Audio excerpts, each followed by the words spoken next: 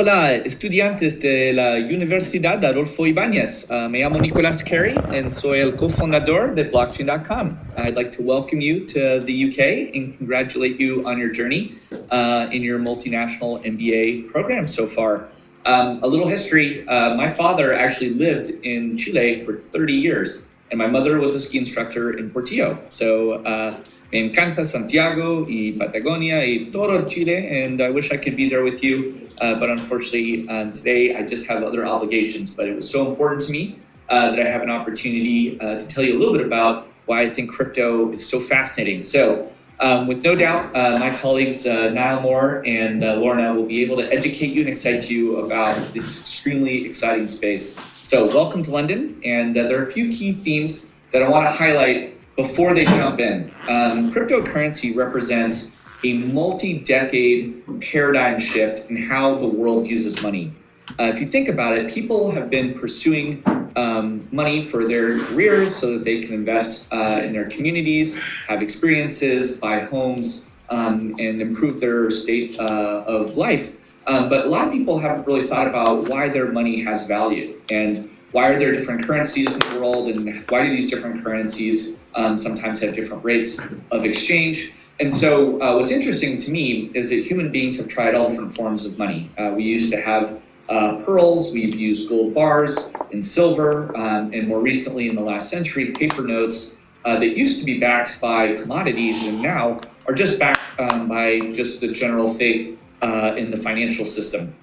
As the economy has become increasingly driven by technological improvements, it's pretty clear that money will need to become digital too. And over the next decade, it's very obvious to everyone that works in the technology sector that the internet will itself be the largest economy by 2030.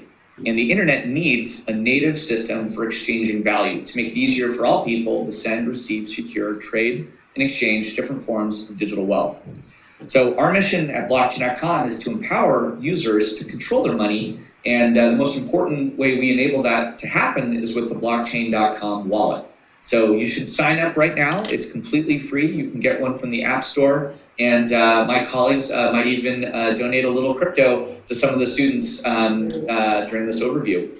So Blockchain.com was founded over 10 years ago here in the UK, but now we have teams working all over the world, and we even have some folks in Chile. We have over 27 entities. We have customers in over 200 countries, and we're one of the most valuable privately held companies in the world.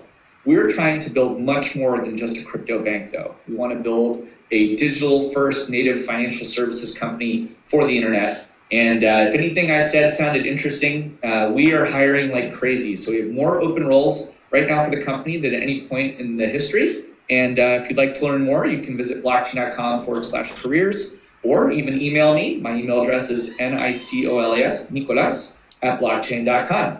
So remember, you are still really early to all of this. There are maybe 150 to 200 million people in the world that own some cryptocurrency today. But we see the level of adoption increasing very quickly, and the opportunities to build a more fair financial system are just extraordinary. So we'd love to have your help, and welcome to London, and I hope you have a great week. Cheers. Excellent. And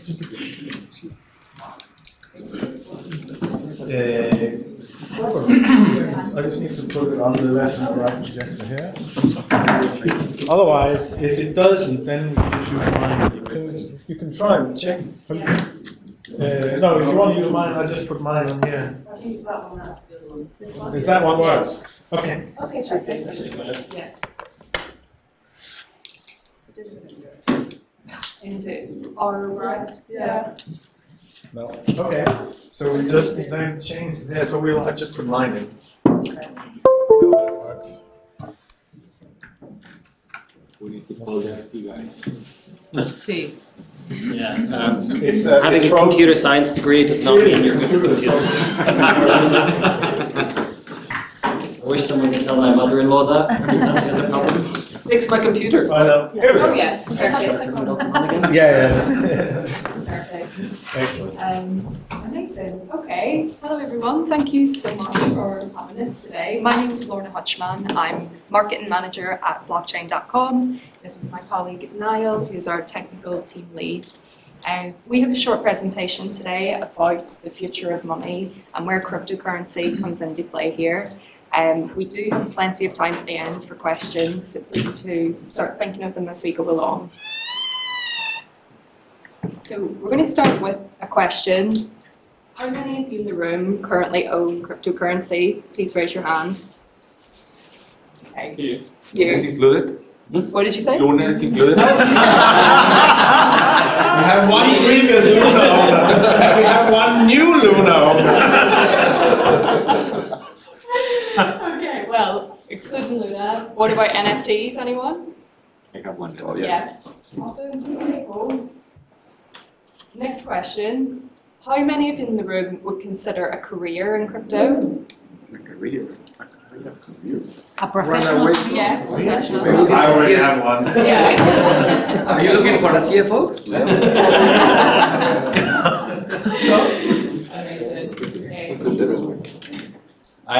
So, this is obviously a projection, but the global cryptocurrency market is projected to reach $32 trillion by year 2027, with a compound annual growth rate of 58.4% in the 2022 to 2027 period. The way we see crypto, and as Nick alluded to in his video, is that this is the new way to transact digitally. So we believe that it is more like a financial system for the internet, and it's a new paradigm for how people will interact with wealth. If you take an analogy, you can look at email. When email was first introduced, it was this new way of communicating, whereas now it's completely ubiquitous. Everybody uses it. My mum, who can't even use her smartphone, she can use an email. It's fine. And that's what we hope to do for crypto. We want people to no longer have this barrier to entry, to be able to use and understand it without actually having to understand the fundamentals. It will just become this internet money that you use that's safe, secure, and completely just ubiquitous. By 2030, the internet will be one of the largest GDPs in the world. Most financial transactions are done digitally, and the internet is a huge player in that. Where we have an advantage at Blockchain.com is that we have built ourselves as a completely crypto-native firm. So that means that we treat crypto as a first-class citizen within everything we built. So we're not reliant on traditional finance. We're not reliant on how the world works now. What we can do is build towards what we see the future looking like. So we can build products that are completely geared towards how the crypto market is going to evolve, instead of being hamstrung by what already exists.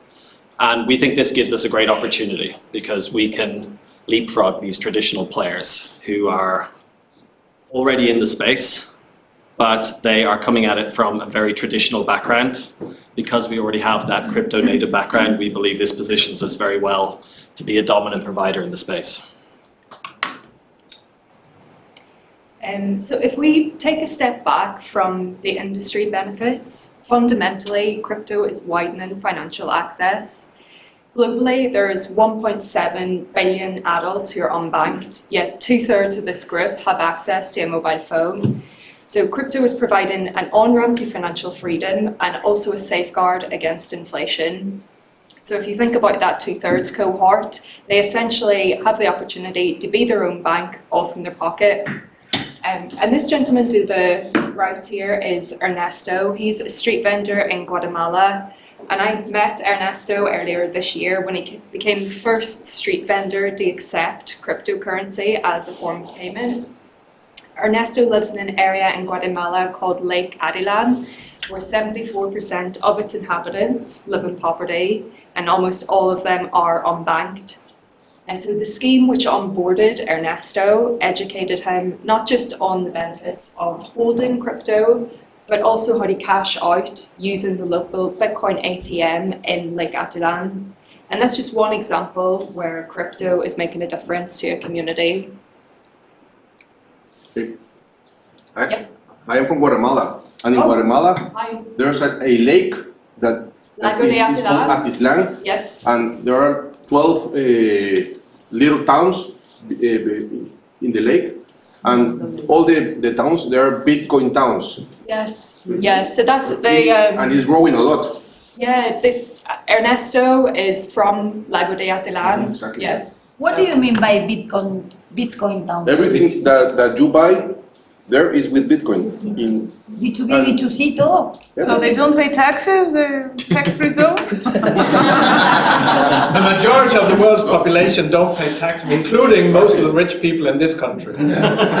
Exactly. Let's call it a fiscal strategy, a tax strategy. And they are indigenous, like that guy, and they have cell phone and they buy and they sell bitcoins, and a lot of Americans, they go to that lake to buy bitcoins and to live there, to the Bitcoin lake. Yeah, we'll chat more about it at the end because it is a really interesting incentive that's on there. I'll just jump forward. Sorry, when you said that it's a way to protect against inflation, what do you mean? So if you've got countries in, so is it okay if we run through the presentation and then at the end we do, yeah, Sure. and we have anything about inflation we can answer that. Okay, so we're going to just quickly run through the story of Blockchain.com. We won't spend too long talking about our business today, but just for those of you who are unfamiliar. Okay, so right back at the beginning, and you might recognize this gentleman on the far left, that is Nick from the video earlier. And this is a photograph with the other co-founders of Blockchain.com, including our CEO, Peter Smith, in the middle. And this photograph was taken back in 2011 outside their flat in York, which is a small city in the north of England. And this is where Blockchain.com, or blockchain.info, as it was initially known, was developed. And the first product that was developed by the team was a blockchain explorer tool. So a free website where you could go on and check transactions on the blockchain, check the status, check that they went through okay. And then from there, the team developed a Bitcoin wallet and an API platform. And then in 2014, the team raised their first Series A round of funding. And by 2015, they had offices in New York and in London. And today we're a team of over 550 located all over the world. And we've raised over 500 million in equity capital. So that brings us on to the present day. So I'll just tell you a little bit about what we have now. So we are one of the largest Bitcoin wallet providers in the world. 30% of all Bitcoin transactions go through either our API or our wallets. This is actually demonstrable through network effects. Last year sometime, we finally got around to implementing this protocol upgrade called SegWit, which is just, you don't need to know the specifications of it, but people have been waiting a long time. The day that we rolled out SegWit in our wallets, network usage of SegWit jumped from about 40% to about 70-75% immediately, just because we switched our wallets over to using that. So that's a real network effect, and it shows how important our wallet is, particularly in the Bitcoin ecosystem. For other coins like Ethereum, not quite as important, but we also have great SEO. Being very, very early to the game and having the domain name blockchain.com, it means you can catch a lot of traffic. As people search blockchain and you come up first, people are like, oh, what's this blockchain.com? Oh, it must be pretty good. Yeah. So what we're trying to do is create this financial system for the internet. So we want to, you've got the phrase that's rolled out constantly, bank the unbanked. So what we want to do is we want to empower people to take control of their own money without having to rely on intermediaries. It can be somewhat outside of government control. You can't have your funds just seized from the blockchain. If you control your keys, nobody can take those funds away from you. And it gives people a lot of power. Because as Lorna mentioned, there are millions of people who don't have access to traditional finance. but crypto gives them that access. And what we're trying to do is build towards that mission. Our first product, as Lorna said, was the Explorer, where you would go and check, did my Bitcoin transaction get sent? Did the person receive it? It was very simple. Just yesterday, we've actually rolled out an update to our Explorer. So it's got a shiny new 2022 lick of paint. You can browse NFTs on there now. It's got market details. It's got a whole bunch of new features.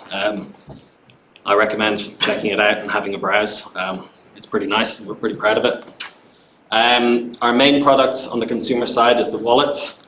And it basically lets you do anything you could do in a traditional finance way. You can hold your currency, you can buy more, you can sell, you can earn rewards on it. So for example, I think for Bitcoin we pay something like 4% interest on your Bitcoin if you hold it with us.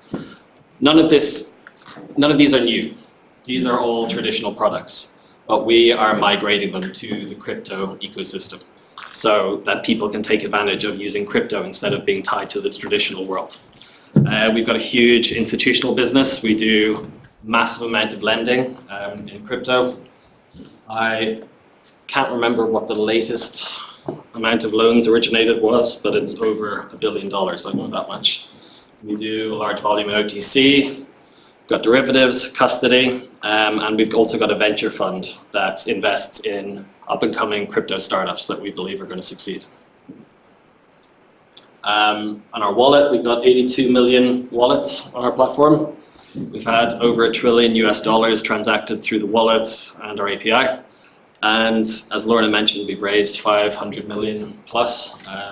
That puts our valuation at north of 14 billion US. Which makes us one of the most valuable fintech startups in the UK, in particular. Some of the investors, we've got Google Ventures on board, Lightspeed, Bailey Gifford, and a whole host of others. So being an online business predominantly, focusing on global expansion is fundamentally in our DNA. So just last year, we moved our US headquarters from New York down to Miami, which for us is the natural bridge between the Americas.